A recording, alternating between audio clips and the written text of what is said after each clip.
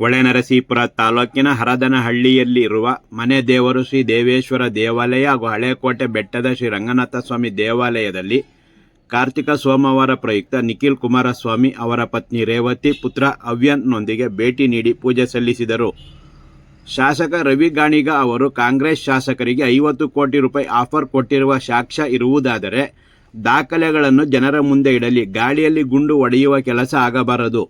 136 ಶಾಸಕರನ್ನು ಕಾಂಗ್ರೆಸ್ ಒಂದಿಗೆ ಜೊತೆಗೆ ಸರ್ಕಾರ ರಚಿಸಲು ಬೇಕಾಗಿರುವ ಶಾಸಕರನ್ನು ಮೀರಿ ರಾಜ್ಯದ ಜನ ಶಕ್ತಿ ತುಂಬಿದ್ದಾರೆ. ಆದ್ದರಿಂದ ಸುಮ್ಮನೆ ಮಾತನಾಡುವುದು ಸೂಕ್ತವಲ್ಲ. ಆದರೆ ಕಳೆದ 1.5 ವರ್ಷದಲ್ಲಿ ನಡೆದಿರುವ ಭ್ರಷ್ಟಾಚಾರ ಹಗರಣಗಳನ್ನು, ದುರಾಡಳಿತದ ಬಗ್ಗೆ ಜನರಲ್ಲಿ ಜಾಗೃತಿ ಮೂಡಿಸುತ್ತಿದ್ದೇವೆ ಮತ್ತು ಮುಂದಿನ ಚುನಾವಣೆಯಲ್ಲಿ ಕಾಂಗ್ರೆಸ್ ಅನ್ನು ರಾಜ್ಯದ ಜನತೆ ತಿರಸ್ಕಾರ ಮಾಡುವ ದಿನಗಳು ದೂರವಿಲ್ಲವೆಂದು ಚನ್ನಪಟ್ಟಣ ಕ್ಷೇತ್ರದ ಎನ್ಡಿಎ ಅಭ್ಯರ್ಥಿ ನಿಖಿಲ್ ಕುಮಾರಸ್ವಾಮಿ ವಿಶ್ವಾಸದಿಂದ ನುಡಿದರು.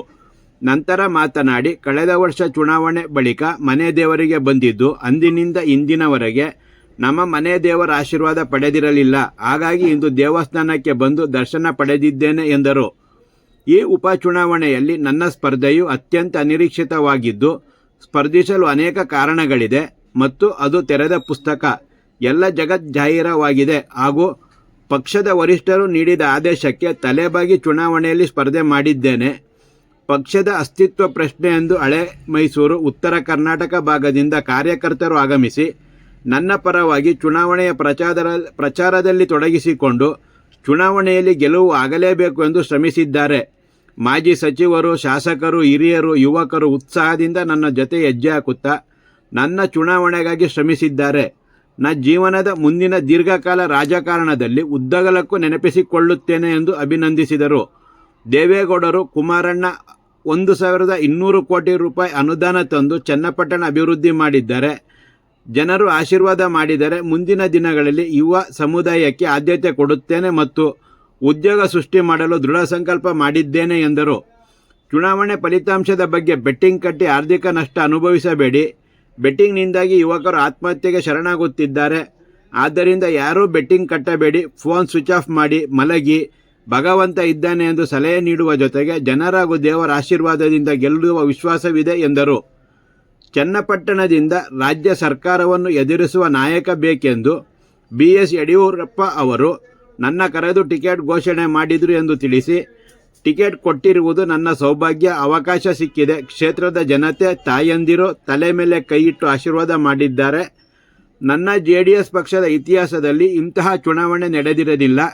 ಇದು ಇತಿಹಾಸ ಪುಟಗಳಲ್ಲಿ ಉಳಿಯುವ ಚುನಾವಣೆ ಹಾಗೂ ನನ್ನ ಮನೆ ದೇವರು ಸಮ್ಮುಖದಲ್ಲಿ ನನ್ನ ಹೃದಯದಲ್ಲಿ ಸಂಪೂರ್ಣ ಗೆಲುವಿನ ವಿಶ್ವಾಸವಿದೆ ಎಂದು ಹೇಳುತ್ತೇನೆ ಮತ್ತು NDA ಅಭ್ಯರ್ಥಿ ಗೆಲ್ಲಲಿ ಎಂದು ಹಲವೆಡೆ ಪ್ರಾರ್ಥನೆ ಮಾಡಿದ್ದಾರೆ. ಜನರ ಹಾಗೂ ದೇವರ ಆಶೀರ್ವಾದದಿಂದ ಗೆಲ್ಲುವ ವಿಶ್ವಾಸವಿದೆ ಎಂದರು. ಶಾಸಕ HP ಸ್ವರೂಪ್, ವಿಧಾನ ಪರಿಷತ್ ಸದಸ್ಯರಾದ ಡಾ ಸೂರಜನ್ ರೇವಣ್ಣ ಹಾಗೂ ಇತರರು ಈ ಸಂದರ್ಭದಲ್ಲಿ ಜತೆಗಿದ್ದರು. ನನಗೆ ಗೊತ್ತಿಲ್ಲಣ್ಣ, ಅದು ಅವ್ರಿಗೆ ಬಿಟ್ಟಂಥ ವಿಚಾರ. ಅವರು ಕಾಂಗ್ರೆಸ್ ಪಕ್ಷನ ಕೊನೆ ಹಂತದಲ್ಲಿ ನಂಬಿ ಹೋಗಿದ್ದಾರೆ. ಅದು ಅವರವರ ರಾಜಕಾರಣದ ನಡೆಗಳು, ತೀರ್ಮಾನಗಳು. ಅವ್ರು ಕೈ ಹಿಡಿತಾರೋ ಕೈ ಬಿಡ್ತಾರೋ ಇದಕ್ಕೆ ನಾನು ಉತ್ತರ ಕೊಡ್ತಕ್ಕಂಥದ್ದಕ್ಕೆ ಹೋಗೋದಿಲ್ಲ. ಕಾಯುವಿಕೆ ಹೇಗಿದೆ ಸರ್? ಆಫ್ಟರ್ ವೋಟಿಂಗ್ ರಿಸಲ್ಟ್ ವರೆಗೆ ಸಾಕಷ್ಟು ಟೈಮ್ ಇದೆ, ಹೇಗಿದೆ? ಹೇಗಿದೆ ಅಂದರೆ, ಈಗ ನಾನು ನಮ್ಮ ಲೀಡರ್ಗಳಿಗೆ ರಿಕ್ವೆಸ್ಟ್ ಮಾಡಿದ್ದೀನಿ. ನೀವೆಲ್ಲರೂ ಭಾಳ ಶ್ರಮಿಸಿದ್ದೀರಿ, 12 ದಿನದಿಂದ ಮನೆ ಮಠ ಬಿಟ್ಟು ಓಡಾಡಿದ್ದೀರಿ. ನಾವು ನಿಮ್ಮ ಜೊತೆ 2 ಗಂಟೆಗಳ ಕಾಲ ನಿದ್ರೆ ಮಾಡಿಲ್ಲ. ನಾನು ಪ್ರಾರಂಭಿಕವಾಗಿ ನಿಮ್ಗೆ ಹೇಳ್ದಂಗೆ ಈ ರೀತಿ ಚುನಾವಣೆ ನಾವು ಹಿಂದೆ ಗೊತ್ತಿಲ್ಲ ನಮಗೆ. ನನಗೆ 3ನೇ ಚುನಾವಣೆ ಇದು.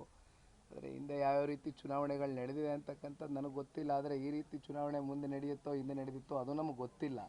ಹಾಗಾಗಿ ಜಾಸ್ತಿ ಸಮಯ ಕೊಟ್ಟು ನಿಮ್ಮ ಕುಟುಂಬದಿಂದ ದೂರ ಉಳಿದು ಹಳ್ಳಿಗಳಲ್ಲಿ ಬಂದು ಪ್ರಚಾರ ಮಾಡಿದ್ದೀರಿ. ದಯಮಾಡಿ ಫೋನ್ ಸ್ವಿಚ್ ಆಫ್ ಮಾಡ್ಕೊಂಡು ಮಲ್ಕೊಳ್ಳಿ. ಯಾವುದಕ್ಕೂ ಆಮೇಲೆ ನಾನು ರಿಕ್ವೆಸ್ಟ್ ಮಾಡ್ತೀನಿ ಮಾಧ್ಯಮದ ಮೂಲಕ, ದಯಮಾಡಿ ಬೆಟ್ಟಿಂಗಿಗೆ ಮಾತ್ರ ಹೋಗಬೇಡಿ.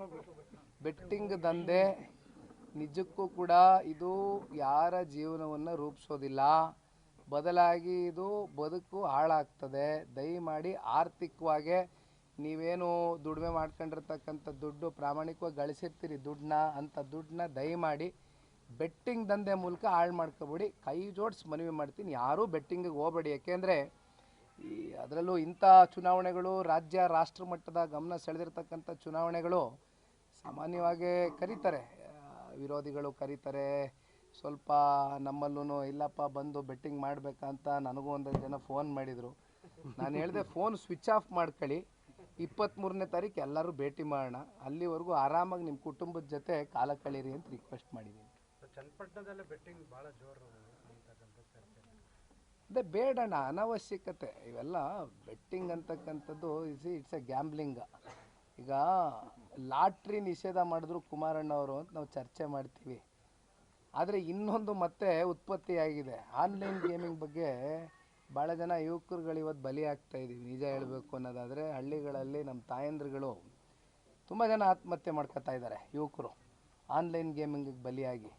ಇದು ಕೂಡ ಮುಂದಿನ ದಿನಗಳಲ್ಲಿ ಕಡಿವಾಣ ಹಾಕಬೇಕು. ಏಕೆಂದರೆ ಗ್ಯಾಮ್ಲಿಂಗ್ ಅಂತಕ್ಕಂಥದ್ದು ಯಾವತ್ತೂ ಕೂಡ ಇದು ಸಮಾಜಮುಖಿ ಕೆಲಸಗಳಲ್ಲ, ಸಮಾಜನ ಹೊಡಿತಕ್ಕಂಥ ಕೆಲಸಗಳು. ಇಂಥ ಕೃತ್ಯಗಳಿಗೆ ಯಾರೂ ದಯಮಾಡಿ ಕೈ ಹಾಕ್ಬೇಡಿ, ಮನವಿ ಮಾಡ್ತೀನಿ ಮಾಧ್ಯಮದ ಮೂಲಕ. ಎಲ್ಲ ಆರಾಮಾಗಿ ನೆಮ್ಮದಿಯಾಗಿ ಮಲ್ಕೊಳ್ಳಿ. ಆ ಭಗವಂತ ಇದ್ದಾನೆ. ರಾಜ್ಯಾದ್ಯಂತ ಹಲವಾರು ಪ್ರಾರ್ಥನೆಗಳು ಇವತ್ತು NDA ಅಭ್ಯರ್ಥಿ ಪರವಾಗಿದೆ. ಹಾಗಾಗಿ ನನಗೆ ವಿಶ್ವಾಸ ಇದೆ, ಕ್ಷೇತ್ರದ ಜನತೆಯು ಕೂಡ ಯುವಕನಿಗೆ ಒಂದು ಅವಕಾಶ ಮಾಡಿಕೊಡಿ, ಒಮ್ಮೆ ಪರೀಕ್ಷೆ ಮಾಡಿ ಅಂತ ನಾನು ಕೇಳಿದ್ದೆ. ಅದಕ್ಕೆ ಪೂರಕವಾಗಿ ಕ್ಷೇತ್ರದ ಜನತೆಯೂ ಕೂಡ ಸ್ಪಂದಿಸಿದ್ದಾರೆ ಅಂತಕ್ಕಂಥ ಆತ್ಮವಿಶ್ವಾಸ ಇದೆ. ಸರ್, ಇನ್ನೊಂದು ಆಪರೇಷನ್ ಕಮಲಕ್ಕೆ ಸಂಬಂಧಪಟ್ಟಂಗೆ CM ಅವರು ಏನಿಲ್ಲ, ಅವರು ವಿಶೇಷವಾಗಿ 6 ತಿಂಗಳು ಒಂದ್ಸರಿ ನಿಖಿಲ್ ಕುಮಾರಸ್ವಾಮಿ ಅವರು ಬಂದು ಹೋಗ್ತಾರೆ. ನಾವು ಕೂಡ ಬಂದು ಸ್ವಲ್ಪ ತಡ ಆಯ್ತು, ಯಾಕಂದ್ರೆ ಕಾರ್ಯಕ್ರಮಗಳು ಜಾಸ್ತಿ ಇವತ್ತು. ಅದಕ್ಕೆ ಮೂರನೇ ಕಾರ್ತಿಕ್ ಸೋಮವಾರ ಇದೆ. ಆಮೇಲೆ ಚುನಾವಣೆ ಫಲಿತಾಂಶ ಕೂಡ ಬರ್ತಾ ಇದೆ. 100ಕ್ಕೆ 100 ನಿಖಿಲ್ ಕುಮಾರಸ್ವಾಮಿ ಅವರು ಶಾಸಕರಾಗಿ ಆಯ್ಕೆ ಆಗೋದ್ರಲ್ಲಿ ಯಾವುದೇ ರೀತಿ ಅನುಮಾನ ಇಲ್ಲ ಅಂತ ಹೇಳ್ತಾ, ಭಗವಂತನ ಆಶೀರ್ವಾದ ಸದಾ ನಮ್ಮ ಕುಟುಂಬದ ಮೇಲೆ ಯಾವಾಗಲೂ ಇರುತ್ತೆ. ಅದ್ರ ಜೊತೆಗೆ ಏನಿವತ್ತು ಜನಪರವಾದ ಕಾರ್ಯಕ್ರಮಗಳ ಕೆಲಸಗಳನ್ನ ಜಿಲ್ಲೆಲಾಗ್ಬೋದು ರಾಜ್ಯದಲ್ಲಾಗ್ಬೋದು ನಮ್ಮ ಕುಟುಂಬ ವತಿಯಿಂದ ಮಾಡ್ತಾ ಇದೀವಿ. ಜನರ ಆಶೀರ್ವಾದ ಕೂಡ ಮುಂದಿನ ದಿನಗಳಲ್ಲಿ ಇನ್ನೂ ಹೆಚ್ಚಿನ ರೀತಿ ಇರುತ್ತೆ ಅಂತ ಹೇಳಕ್ ಬಯಸ್ತೀನಿ.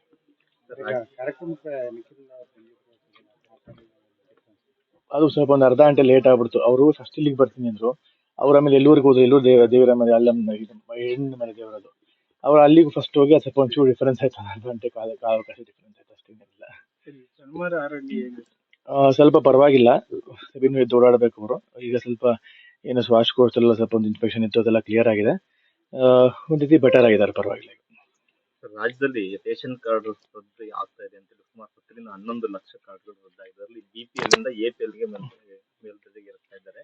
ಹಾಸನ ಜಿಲ್ಲೆಯಲ್ಲಿ ಕೂಡ 3925 ಕಾರ್ಡ್ಗಳನ್ನ BPL ಇಂದ APL ಗೆ ಕನ್ವರ್ಟ್ ಮಾಡಿದೆ. ಈಗ BPL ಕಾರ್ಡ್ ಆಗ್ಲಿ APL ಕಾರ್ಡ್ ಆಗ್ಲಿ ಏನೇ ಒಂದು ರೂಲ್ಸ್ ರೆಗ್ಯುಲೇಷನ್ಸ್ ಮಾಡ್ಬೇಕಾದ್ರೆ ಮುಂಚಿತವಾಗಿ ಯೋಚನೆ ಮಾಡಬೇಕು. ಈಗ ಹೆಂಗಾಗಿದೆ, ಈಗ ಗ್ಯಾರಂಟಿಗಳು ಮಾಡ್ಬಿಟ್ರು, ಅದನ್ನ ಈಗ ಪರಿಷ್ಕರಣೆ ಮಾಡಬೇಕು ಅಂತ ಯೋಚನೆ ಮಾಡ್ತಾರೆ. ಆ ರೀತಿ ಒಂದು ಶಾಸನ ತಂದ್ಬಿಟ್ಟು ಆಮೇಲೆ ಮತ್ತೊಂದು ತಿದ್ದುಪಡಿ ಮಾಡಬೇಕು ಅನ್ನೋದು ಅದೆಲ್ಲ ವ್ಯವಸ್ಥೆ.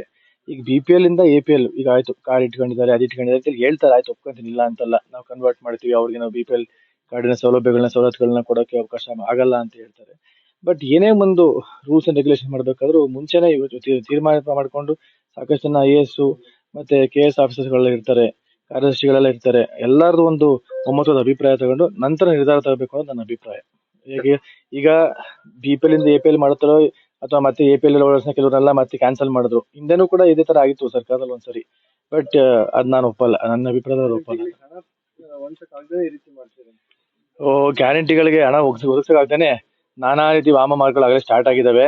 ಅದರಲ್ಲಿ ಮೂಡ ಅಂತೀನಿ, ಸಾರಿ, ವಾಲ್ಮೀಕಿ ಹಗರಣ ಒಂದು, ಅದೇ ರೀತಿಯಲ್ಲಿ ಸಾಕಷ್ಟು ಹಗರಣಗಳಿಗೆಲ್ಲ ಬೆಳಕಿಗೆ ಬರ್ತಾ ಇದಾವೆ. ಅದಕ್ಕೆ ನಾವು ಅದ್ರ ಬಗ್ಗೆ ಪ್ರತಿಕ್ರಿಯೆ ಕೊಡಬಾರ್ದು ಅಂತ ನನ್ನ ಅಭಿಪ್ರಾಯ. ಶಾಸಕರ ಖರೀದಿಗೆ ಸಂಬಂಧಪಟ್ಟಂಗೆ ಬಹಳ ಚರ್ಚೆ ನಡೀತಿದೆ. 50 ಕೋಟಿ ಆಫರ್ ಮಾಡ್ತಾ ಇದ್ದಾರೆ ಬಿಜೆಪಿ ಅವರು ಕಾಂಗ್ರೆಸ್ ಶಾಸಕರಿಗೆ 100 ಕೋಟಿ ಆಫರ್. ಅದ್ರ ಬಗ್ಗೆ ನನಗೇನು ಮಾಹಿತಿ ಇಲ್ಲ, ನನಗದು ಗೊತ್ತಿರೋ ವಿಷಯ. ನೀವೇ ಹೊಸದಾಗಿ ಹೇಳ್ತಾ ನಾನು ಕೇಳ್ಕೊತಾ ಇದ್ದೀವಿ. ಕಾಂಗ್ರೆಸ್ ಶಾಸಕರು ಇಬ್ರು ಹೇಳಿದ್ದಾರೆ, ಚಿಕ್ಕಮಗಳೂರೊಬ್ರು, ಮಂಡ್ಯದವರು. ನೀವ್ ಹೇಳಿದ್ಮೇಲೆ ತಿಳ್ಕೊತಾ ನನಗೆ ಅಷ್ಟೇ, ನನಗೆ ಗೊತ್ತಿಲ್ಲ ಅದು.